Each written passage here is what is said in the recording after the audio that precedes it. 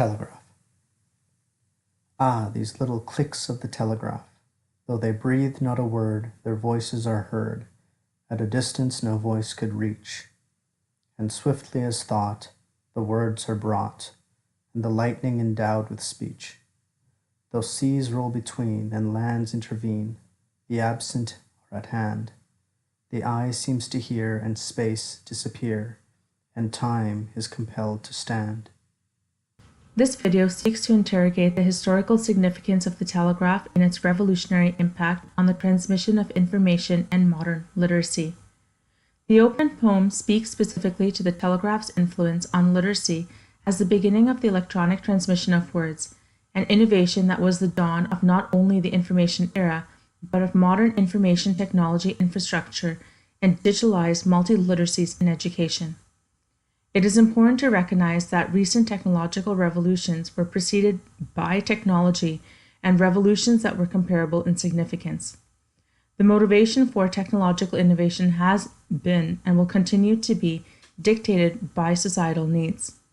These needs led to the development of technologies related to informational storage, security and communication, and the use of data and expression of thought and ideas. Our investigation begins with Samuel Finley Breese Morse, the man after whom the language of the telegraph was styled. Samuel Morse was born in Charlestown, Massachusetts on April 27, 1791. His parents, Jedediah and Elizabeth Morse, recognized his talents in art and were determined that he pursue this avenue of education. Though he wasn't academically strong, and while his focus was devoted to art, he found lectures on electricity fascinating. This keen interest became historically relevant in the years following his graduation from Yale in 1810. Between the mid-1820s to mid-1830s, a personal tragedy in his life transformed into a relentless scientific endeavor. While working away from home on a painting project, he received word that his wife Lucretia was very ill. By the time he had received the news and arrived back home, his wife had died and already been buried. His grief served as an impetus for imagining possibilities of instantaneous data transmission. He met Charles Thomas Jackson while on his way home in 1832, and the two found common interest in how an electronic impulse could be carried along a wire for long distances. Following this conversation, Morse began drawing sketches of mechanical devices that he thought would accomplish this task. In 1936, Morse developed a prototype for the telegraph. A few years later, Morse took on a financial partner, Alfred Vail. In addition to providing finances, Vail also contributed to developing the language, the dots and dashes, for the telegraph, which would eventually become Morse code. Morse and Vail found it hard to find investors, and it wasn't until 1842 when they caught the attention of Maine Congressman Francis Ormond Jonathan Smith. At the end of that same year, Morse began to physically assemble his design for the telegraph between two committee rooms in the Capitol. He was successful in sending messages back and forth, and with the congressman's support, Morse was able to raise $30,000 to run an experimental 38-mile telegraph line between Washington, D.C. and Baltimore, Maryland. On May 24, 1844, Morse tapped out his now famous first message, "What hath God wrought?" While the historical significance of the telegraph was not initially grasped, the telegraph still astounded scientific observers. Prior to this invention, it was beyond comprehension that the language and data might be separated from human presence. And yet, only 20 years following Morse's invention, systems of telegraph lines had been established across the United States. Morse himself wrote, "It is not visionary to suppose that it would not be long ere the whole surface of this country would be channel for those nerves which are to diffuse, with the speed of thought, a knowledge of all that is occurring throughout the land, making, in fact, one neighborhood of the whole country." The telegraph was celebrated as a means to bring a nation together by a telegraph and lightning-like affinity of intelligence and sympathy that renders us emphatically one people everywhere. In August 1858, the New York Times declared that the telegraph undoubtedly ranks foremost among that series of mighty discoveries that have gone to subjugate matter under the domain of mind.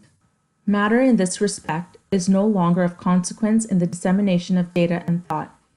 As the world's first global electronic communication network, the telegraph served to extend communication and expression beyond previous physical limitations.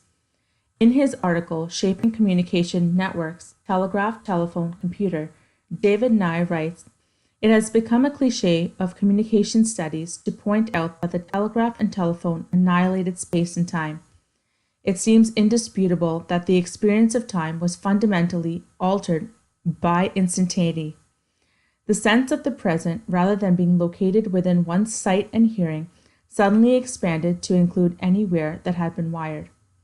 Information that had once traveled no faster than by rider or ship was now moving at the exponential speed of electricity, a revolutionary means of communication. The telegraph facilitated the instant transmission of data, employing electric signals for this very purpose. The form of human civilization as we know it is indebted to revelations such as the telegraph, which has revolutionized the human capacity to disseminate information." Regarding the impact of the telegraph on literacy and education, it is not unreasonable to posit that the telegraph has made meaningful learning and collaboration possible in digital domains. The early historic consequences of technologies such as the telegraph and printing press were immediately discernible in the sphere of speech and writing. The emergence of instantaneous information communication transformed the function of speech. While its function as a form of conversation remained intact, these inventions interrupted the function of speech as a repository for cultural and historical traditions and knowledge. The written word and library archives quickly replaced the wandering medieval minstrel and orally disseminated accounts of events. This transformation infiltrated the functions of the written word as well, altering what Eric McLuhan termed the psychic environment of authors, which caused them to live mythically and in depth. Writers now concern themselves with psychological, anthropological, and sociological issues, foci from which various writing techniques, stream of consciousness being a prime example, were born. The impact then of the telegraph on modern literacy is in its transformation of the functions of speech and writing. Historians and detractors identify the changes in communication systems as proof of the Morse code's lack of enduring historical significance. However, while the Morse code has ceded to binary and digital computing systems, it was the Morse code that established the principle of simple, decipherable signals as encoded information and messages. The logic and principles that govern computing systems today is founded on the properties and functionality of the Morse code.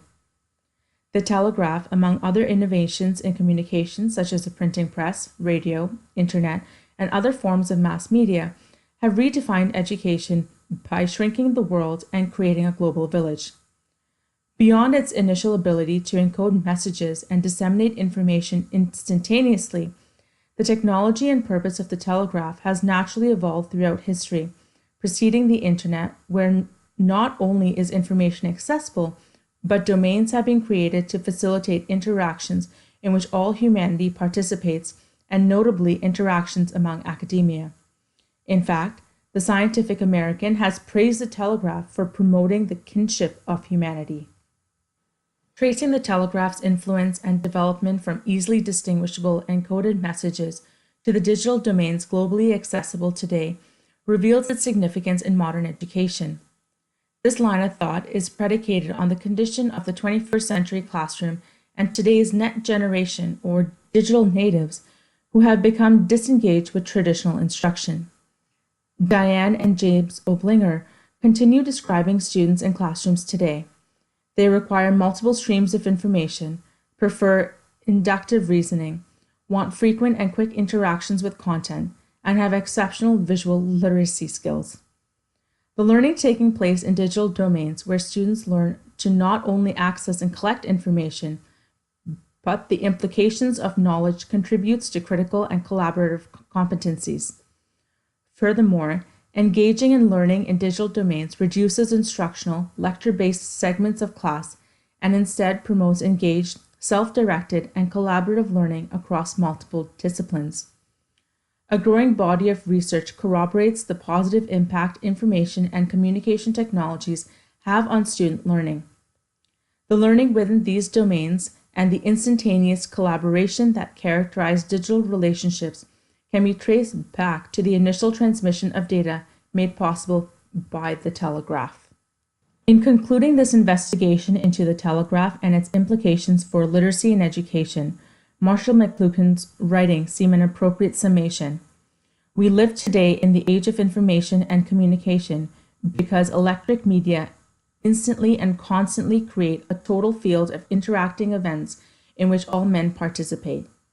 Not only has the telegraph and innovations of telecommunications transformed literacy in a fundamental way, but it has provided the digitized framework within and from which education seeks to engage the 21st century learner in meaningful, collaborative learning and positively impact students' learning outcomes.